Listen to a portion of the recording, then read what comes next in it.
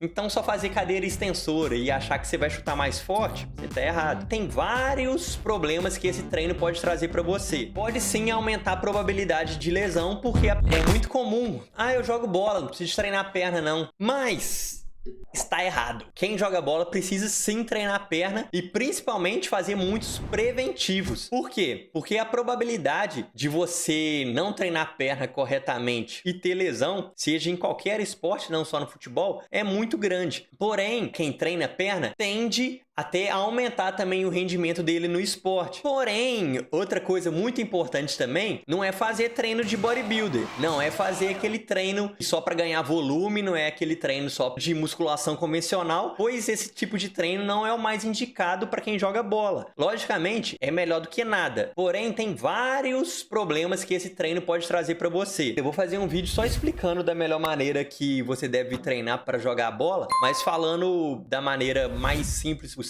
Vamos lá, galera que treina perna convencionalmente, né? Normalmente tende a fazer um volume muito grande de perna no mesmo dia. Isso para quem joga bola pode ser ruim porque o nível de fadiga vai aumentar muito, vai romper muitas fibras musculares ali e provavelmente, normalmente quem joga bola e fizer um treinamento, pelada, jogo, logo após, um dia após ou 2 dias após, se for um treino muito pesado que fez de perna, pode sim aumentar a probabilidade de lesão porque a perna ainda não está completamente recuperada.